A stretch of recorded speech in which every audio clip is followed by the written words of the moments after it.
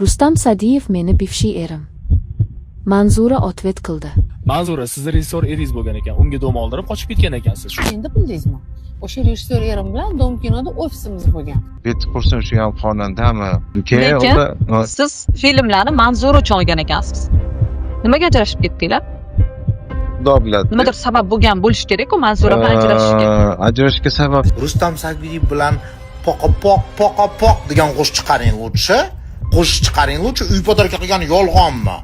Yolg'onmi uy podarka qilgan? Nima yolg'onchisiz bunaqa? Men ham insonman, tuhmat qilishsa, masalan, kvartirani olib qo'yding deyishsa, 10 yil kredit to'laganman. O'shanga o'zimga ham hayron bo'ladi. Qochib ketgan inson borib bankka qanaqa qilib 10 yil kredit masalan to'laganman-da. Ushbu videoda mashhur xonanda Manzuraning shov-shuvli intervyusi namoyish etiladi.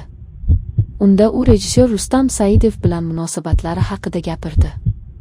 Bu haqiqatmi yoki shunchaki mishmishlarmi? Barchasiga Manzuraning o'zi javob beradi. Rustam Sa'diyev va Manzura o'rtasida nima bo'lgan? Nega bu masala qaytadan kun tartibiga chiqdi? Manzuraning samimiy va keskin javobi. Videoni oxirigacha tomosha qiling va o'z fikringizni izohda qoldiring. Bundan bir muddat avval Jasmin Manzurani pokira emasligi, bundan bir necha yil avval rejissyor Rustam Sa'diyev bilan turmush qurib yashagani, unga uy oldirgani va keyinchalik boshqasiga ko'ngil qo'yib tashlab ketganini aytgan edi. Manzura, sizni rejissor eringiz bo'lgan ekan. Unga dom oldirib qochib ketgan ekansiz. Shu gap. Endi bildingizmi? O'sha rejissor erim bilan Dom kinoda ofisimiz bo'lgan. Dom kinoni ham olib qochib ketdim. O'rni bo'sh qoluvdi, o'rniga tashkil sisi qurib qo'yishdi. Manzura, sizni g'iybat, tuhmat, mish-mish qilib yurgan bitta odamga bag'ishlab qo'shiq yozibsiz. Shu gap rostmi? Qo'shiq ko'pchilikka bag'ishlangan. G'iybat, zirak, tuhmat qilganlarga. Rustam Sa'diyev sizni taklif qildi. Siz kelib u qo'shiqda aytdingiz. Unaqa bo'ldi, bunaqa bo'ldi. Palon piston. Nima Rustam Sa'diyevni bivshiy turmush o'rtog'im demaysiz hech?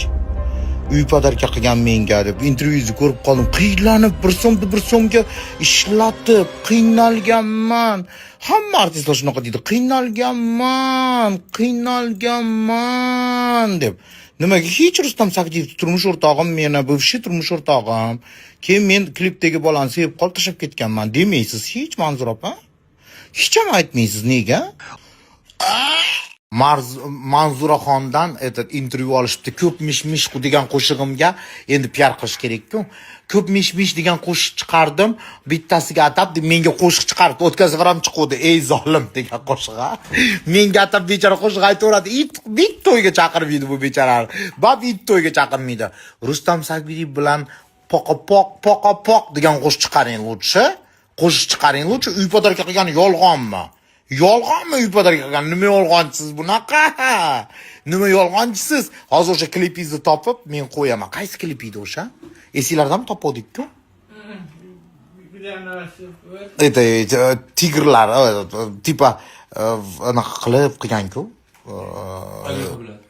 Hozir topib men o'sha klipni qo'yaman, o'sha bilan sevib qo'ygan bolasini. Manzuraxon yorilsiz ham Stingiga o'zingiz ursiz ham tavariz o'tmaydi уже всё. Всё. Tamom. Короче, kavlab topdim. Qo'shiqning nomi Netay ekan. Kirsanglar o'sha yerda o'ynagan klipdagi bolani sevib qolib Rustam Sa'diyev tashlab ketgan. Hech qanaqa bir tuhmat emasman. Rustam Sa'diyevdan so'ranglar. Tirik guvoh-ku. Voy o'lay. Mana tirik guvoh. Mana o'sha bolaning rasmi. Piterdagi tarixizni ham Manzura opa ko'tingizni qilsangiz yaxshi bo'lardi. Piterdagi tarixizni ham bilamiz. Bunaqa unijinniy artist umrimda ko'rmaganman. Bir oyda 3 marta kelib o'sha zal berishmaganidan Dishoviy restoranda odamlarning atrofida yurib qilib qo'shig'ingizni panogrammada aytib ketganingizni bilamiz. Voy, men ham Peterda yashaganman-ku. Butun dunyoga tarqagan, kvartira ham olib berishmagan, birovning uyida Kamolanikida yashaganingiz, Kamolanikida. Manzura opa qo'ying, eng unijinniy, eng O'zbekiston san'atini pozor qilgan siz bo'lasiz. Peterga kelib, sharmizor bo'lib restoranda atrofida, odamlarning atrofida kichkina dishoviy kelmaydigan odam to'planmaydigan restoranda yurib olib qilib qo'shiq aytib yurgansiz. Bilamiz hammasini.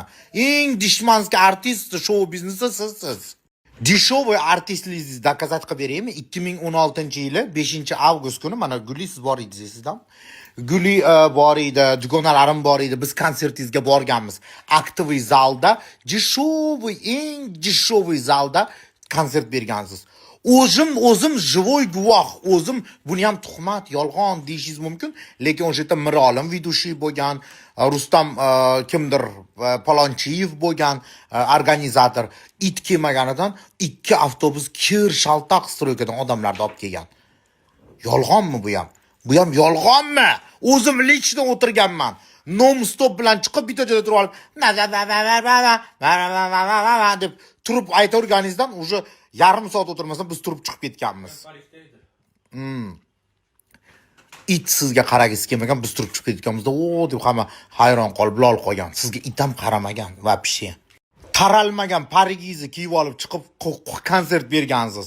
Na tansafshitsalar, na biron narsa, bitta top non-stop bilan deb qo'shiq aytgansiz, zerib ketgandan keyin yarim soatga turib chiqib ketganmiz. 5-avgust kuni eslab ko'ring. O'shanda ham 2 avtobus odam olib kelib ham zalni to'ldirish olmagan. Birinchi qatorda yarmi to'lgan, ikkinchi qatorda biz o'tirganmiz, yana bir 5 tamikan odam o'tirgan. Itdan kelmagan, sharmandai sharmisor it kelmagan. O'shaning uchun ham qadrini bilish kerak edi. Artist degan sal qadrini bilish kerak edi, pozorish.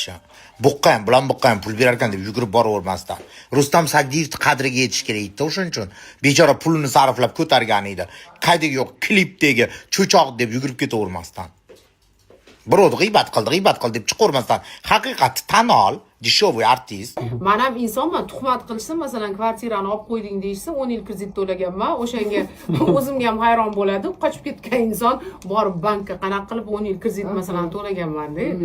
O'sha narsalar menga hali ham hayron, chunki o'zim bu uyga masalan 70%ni, 75%ni o'zim qilganman. Ota-onam manaqasi qo'shilgan. O'shanga tuhmat bo'lganiga, конечно, men anaqa qilaman, lekin hozir pozitivni qarayapman. Demak, bu ham menga qanaqadir keladigan sinov, normal holat menga hozir. Bu yaxshi. Yo, nima uy masalasimi bu? Uy bu sizni sudga bormadingmi? Xabar ekanman. Hozir kelib qolishmidi, radioni taqillatib kelib qolishmidi hech qilmaydi. O'sha uymi? Bir marta men borgan uy. Ha, o'sha. Dadangizni rasmi, Da, yo'q. Asarlari chizilgan. Agar Pushkin 13 yil ichida borgan bo'lsangiz-da. 13 yil ichida borganman lekin. Da, 13 yildan beri o'sha uyda turaman. O'zlari remontlarini, dizaynlarini qilib o'sha paytlar esimda-da.